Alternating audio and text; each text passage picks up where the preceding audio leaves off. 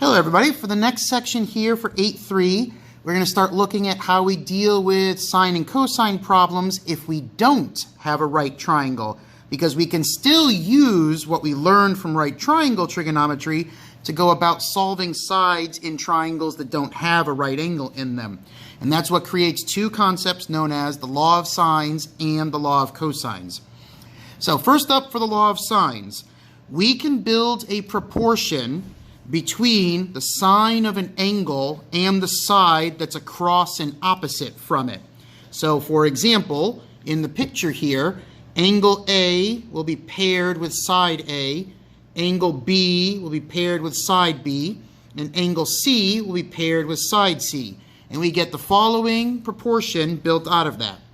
The sine of angle A related to side A is the same as the sine of angle B related with side B is the same as the sine of angle C related to side C. What we do in every one of these is simply build this proportion based off of the angles we're given and which sides are directly opposite them. So if we take a look at the first example here, we have 117.23, and we're missing this angle here in this corner, and we need it because we're going to be dealing with the 29 that's across from it. So a little bit of quick arithmetic. Triangles have to add up to 180. If we subtract out the 117 and the 23, we know that this angle has to be 40 degrees. So we will build a relationship between 40 degrees and the side that's 29. The sine of 40 divided by 29 should be the same as the relationship of this angle that's 23 with the side that's x. The sine of 23 divided by x. Now remember, just as we did with right triangle work, we work out the algebra first. We don't introduce any decimals into the problem until we go to give the answer. We don't want to create any rounding error issues. So standard proportions will cross multiply. The sine of 40 degrees times x will literally be x times the sine of 40 degrees. And it will be equal to 29 times the sine of 23 degrees. Again, no decimals until we actually get to the point where we're going to give an answer. We need to get rid of this sine of 40, so we will divide by that number, divide out the sine of 40 degrees. That will leave us an x on this side, and we will divide by the sine of 40 degrees on the right-hand side as well. All that remains is to do the calculator work for what this comes out to be. So go grab a calculator. 29 times the sine of 23 gives me 11.3312 and so on. We'll take that entire decimal and divide it by the sine of 40. We end up with, if we round this off to the nearest hundredth, 17.63. The second example will be pretty much the same idea, except this time we're missing an angle measurement here. We're trying to solve for x, where we still build the law of sines out of this. So we'll relate 77 degrees with the side 14 across from it, the sine of 77 over 14, to be equal to the x degrees will be related to the 9 that's across from it, the sine of x divided by 9. Same algebra work, cross multiply, just make sure to carry the work through. Don't get lazy about decimals. You don't want to introduce decimals until the very end. So the 9 times the sine of 77 degrees will be equal to 14 times the sine of x degrees. We need to get this x by itself, so we'll divide the 14 out first. So we're now left with 9 times the sine of 77 degrees over 14 is equal to the sine of x degrees. And then we need to get rid of this sign that's attached to x. So we'll do sines inverse and bring it over to the other side. So we have sines inverse of this entire fraction that we've created. 9 times the sine of 77 degrees divided by 14. And that would be our x. Now it's just a matter of grab a calculator and run it. If we go grab a calculator, the sine of 77 degrees, and then multiplied times 9, and then divided by 14. You should have 0.62638, and so on. We need to take sines inverse of the decimal we just created from this. So we'll take sines inverse of that decimal, and we will get that our missing angle must be 38.78 degrees if it's rounded off to the nearest hundredth. We have a similar concept with cosines for a problem as well, except the law of cosines only shows up in one particular triangle type, which you'll notice once we start writing out the pictures and the work and whatnot. So we have 3 versions of this formula, but they all sound the same. So if we're trying to solve for a, for example, we'll do a's first. A squared would be equal to b squared plus c squared minus 2 times b times c times the cosine of angle A. The other 2 read the same way. So if we were trying to solve for b squared, that puts a squared and c squared together, just like it'll put a and c together, and then we'll have the cosine of b in that one.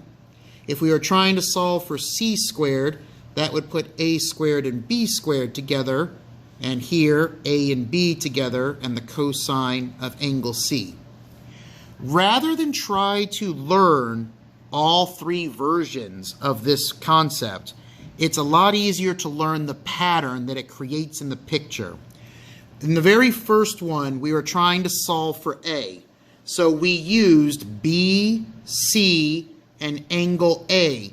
That is a side angle side relationship. We use 2 sides and the angle between them. If you highlight the letters and all the rest of them, you'll notice it's the same pattern. Solving for B uses A and C together and B, the angle between them. Solving for C uses A and B together and the angle between them, capital C. So it's a lot easier to commit to memory.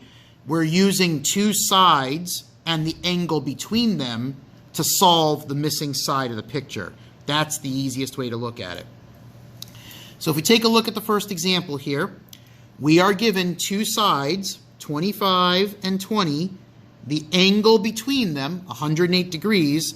We're going to use 2 sides and the angle between them to solve for the missing side labeled x. That's the easiest way to remember it. Don't try to commit all the letters to memory. Just remember the pattern, because it doesn't matter which of these 3 you use. I can call any side of this triangle A, B, and C. That's a guarantee. It doesn't matter which order you use them in. You can just use either one of them. They're all the same formula. So let's just go do this. X squared, the one I'm trying to solve for, will be the other 2 sides squared, so 25 squared plus 20 squared, minus 2 times the 2 sides, so here's 25 and 20 again, and then the cosine of the angle between them, 108 degrees. All we got is one algebra step before we grab a calculator and solve this. We need to get rid of this squared that's attached to the x. We'll take the square root of both sides of the problem. X is the square root of 25 squared plus 20 squared minus 2 times 25 times 20 times the cosine of 108 degrees. This is all calculator work at this point. So grab a calculator and run it. 25 squared plus 20 squared minus 2 times 25 times 20 times the cosine of 108 degrees. You should have 1,334.016 and so on, we need to take the square root of all of that we got underneath it. The square root of that value comes out to be 36.52 if we round it off to the nearest hundredth. Solving for the angle is the same idea. We just need to work out the algebra from it. So we'll do the same thing. We're trying to solve this x degrees, so we're going to claim 35, the one across from it, is the one that's by itself. So 35 squared would be equal to 16 squared plus 24 squared minus 2 times 16 times 24 times the cosine of x degrees. Work out the algebra for all of this. We need to subtract these two off from the problem. So 35 squared minus 16 squared minus 24 squared equaling negative 2 times 16 times 24 times the cosine of x degrees. We'll need to divide all of these out.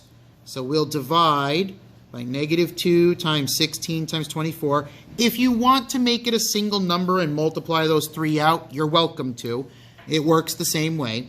But it's a lot easier because you should be used to, from the right triangle section, just moving all the numbers around until x was by itself. So you're more than likely used to moving everything around in this manner. These divide out, all three of them. So I'm left with this is the cosine of x. Now I need to undo cosine. So I will move cosine's inverse over to the other side. X will be equal to cosine's inverse of whatever all of this calculation, 35 squared minus 16 squared minus 24 squared, divided by negative 2 times 16 times 24 comes out to be. This is grab a calculator time. So we'll take 35 squared minus 16 squared minus 24 squared. That should come out to be 393. Divided by negative 2, divided by 16, and divided by 24. Comes out to be negative 0.5117, and so on and so on and so on. If we take the inverse of that, we end up with an angle that is 120.78 degrees if we round it off to the nearest hundredth. That's everything for section 8.3. You're good to go and start on the assignment and the practice set. If any questions come up, make sure to ask your teacher, and see everybody in the next video.